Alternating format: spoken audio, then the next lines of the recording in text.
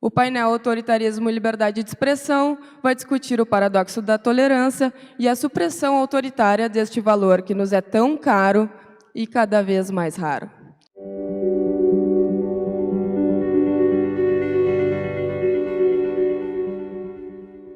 I have a few points to make that I think will help to orient the discussion. And the first is to make a distinction, which I think is important, between authoritarian regimes and totalitarian regimes. And the reason why this is important, again, is that several states have now made the shift from authoritarian to totalitarian, Russia and China being most prominent among them. Authoritarian states intimidate free media, they suppress it in various ways, but they typically tolerate some conversation on the margins, usually among intellectuals whom they do not consider very dangerous. This road is paved with a very important term, and that is the term enemies of the people.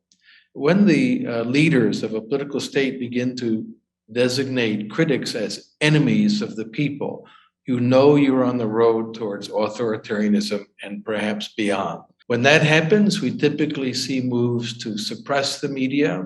It is often indirect. In Turkey and in Hungary, independent media had tax problems. So the tax authorities would come down on them, and suddenly they no longer belonged to the owners, but ended up in the hands of the state or of corporations indirectly owned by the state, or turned directly over to cronies and friends of the dominant political party or ruler. So that we see then the domination of the media. Hungary is a good example of this. They tolerate dissent, but because the state completely dominates the media, very few people hear that dissent. Now, there's something else that I think is worth thinking about in this context. A new kind of authoritarianism that has emerged, a postmodern relativism, which is the foundation for authoritarian states and now increasingly the totalitarianism that we're seeing in Russia. And that is the view that nothing is true. There is no truth. Any truth is as good as any other truth. There's no distinction between lies and truth. It's just claims. It has a root in the view that there are no facts, there's only interpretation.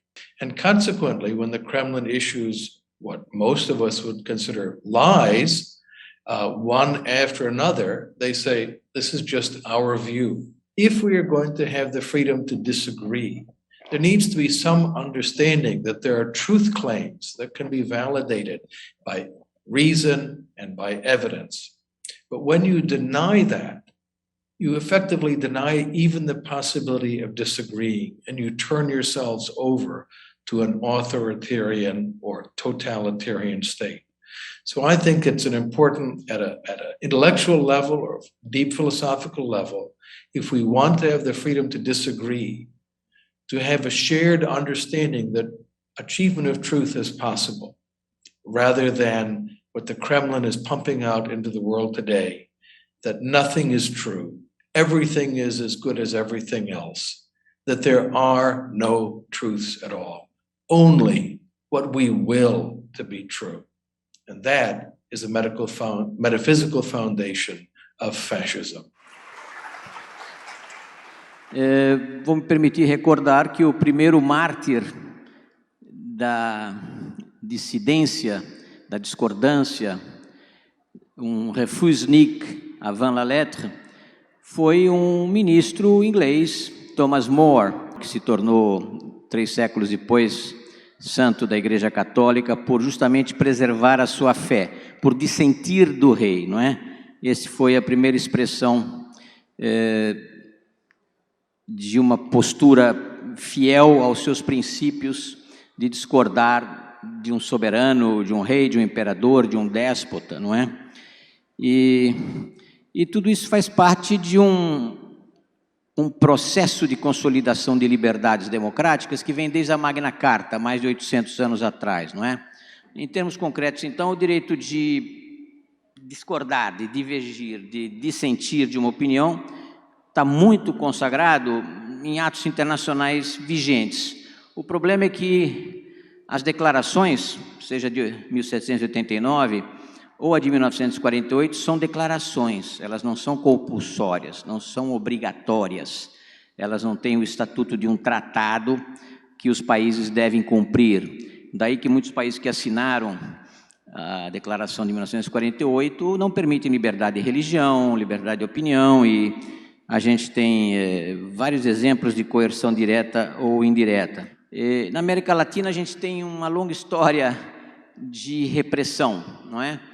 Mesmo naquelas situações em que não há uma ditadura de fato, por vezes legal, não é?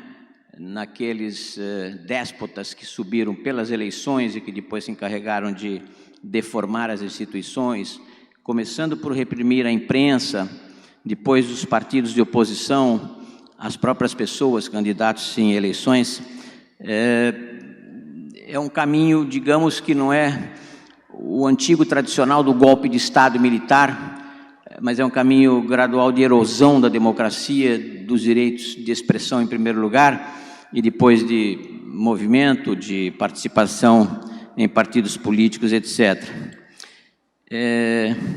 Nos tempos do Império Soviético, né, da gerontocracia soviética, os refusniks, os dissidentes do regime, eram internados em asilos, considerados loucos, recebiam remédios.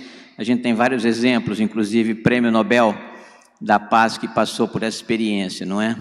As formas atuais são mais sutis, né? O Putin há muito tempo que vem controlando os meios de comunicação, as eleições, até sair do autoritarismo, como explicou o Tom Palmer. Então nós temos aí vários exemplos, alguns sutis, outros mais brutais, de repressão ao direito de discordar.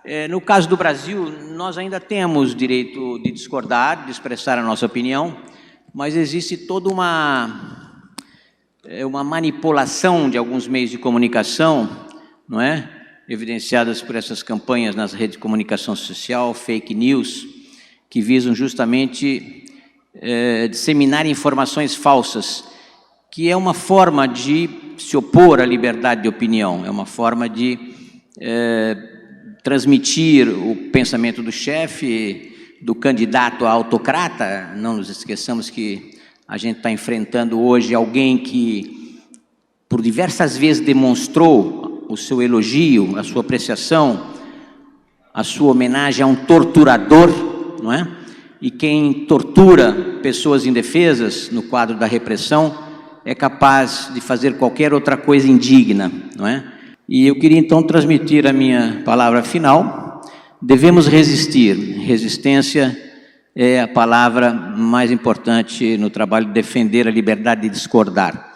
O meu blog, Diplomatizando, eu chamo de quilombo de resistência intelectual contra as más ideias, contra as ideias erradas, contra as ideias autoritárias, em defesa do liberalismo libertário, digamos assim. Muito obrigado. In 1991, when I was here, one of the great discussions then was the essay and then book of Francis Fukuyama, The End of History and the Last Man. This became a very important text after the fall of the Berlin Wall, in the sense that it somehow stated that democratic capitalism was here to stay and to stay forever. Another friend of ours that has been at this Fórum da Liberdade, Ian Vasquez of Cato Institute, recently reminded a few of us that we should go back and read some of the cautions that Francis Fukuyama stated in that famous article and then famous book. And he says that without a sense of purpose in a society, without a common ground, without a consensus on basic principles and a sense of unity, there is a risk that in a post-historical society, or rather that in society in the future, 20 years, 30 years from now, we could see acts of terrorism, We could see enormous disruption. We could see a wave of polarization. We could see the type of relativism about truth that Tom Palmer was talking about. Fukuyama himself has also written a book called Identity, which I think is a very good approach to try and define part of the aspects of the politics of hate that we live with today.